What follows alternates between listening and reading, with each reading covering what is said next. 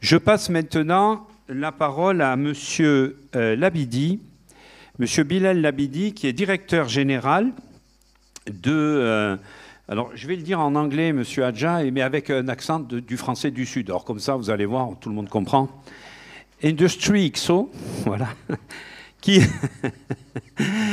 et vous êtes, Monsieur Labidi, fondateur et directeur général de cette entreprise qui a plusieurs activités, dont une dont vous m'avez parlé, et d'accompagner justement le développement, l'innovation et les évolutions des industries vers l'industrie 4.0, dont nous avons aussi un peu parlé ce matin autour de l'étang de Berre, autour du bassin d'Istres et du complexe pétrochimique et industriel de Marseille et Fos. Voilà. Donc je vous laisse la parole pour présenter votre entreprise, vos activités et votre approche de la formation dans ces activités. Merci. Je commence par me présenter. Donc, Bilal Labidi, comme vous l'aviez dit, directeur général de Industrie X.0, qui est une start-up en fait tunisienne qui opère sur l'accompagnement des industriels à travers nos solutions technologiques pour une migration fluide et progressive vers l'industrie 4.0. Et en effet, aujourd'hui, en fait, les enjeux de l'industrie, c'est des enjeux un peu spécifiques qui ont une relation directe avec les différents maillons de la chaîne macroéconomique, de l'éducation, de la formation, ainsi que la logistique, tels que la Vectoris ou d'autres acteurs. Et là, actuellement, je vais être un cran dessous et je vais aller plus terre à terre par rapport à mon intervention. Très bien.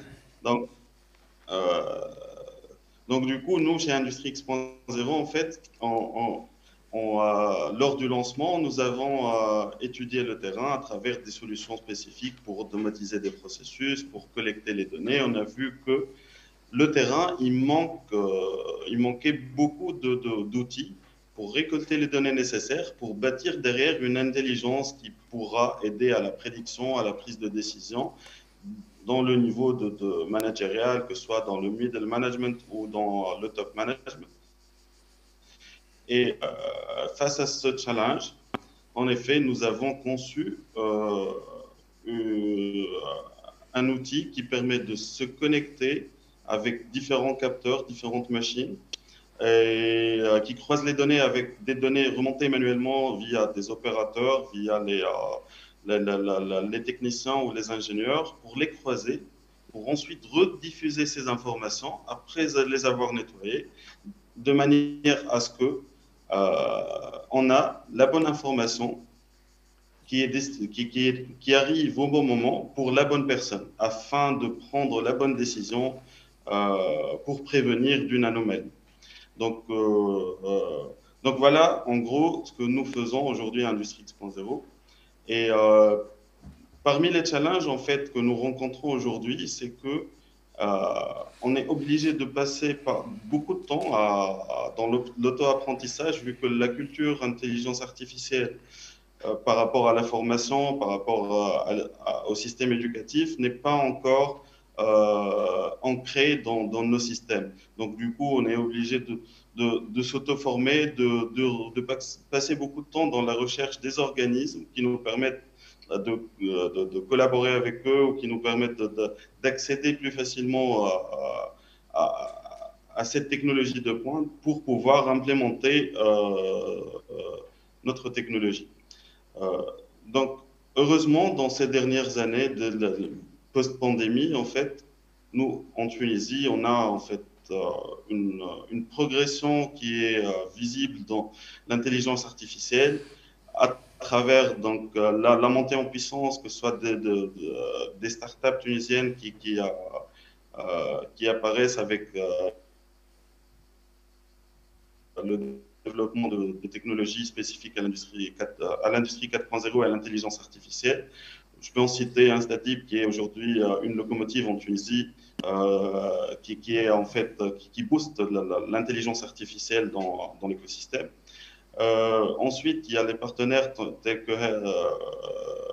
Factory 619 avec notre ami Heikel ou Africanda qui nous permettent d'avoir de plus en plus l'accès à développer les compétences et les skills nécessaires pour ce genre de technologie.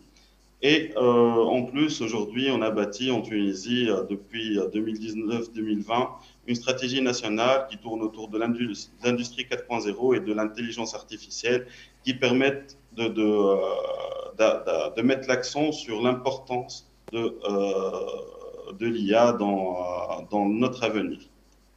Donc voilà, c'est mon retour par rapport à l'IA en Tunisie et par rapport à notre start-up. Très très bien, merci beaucoup.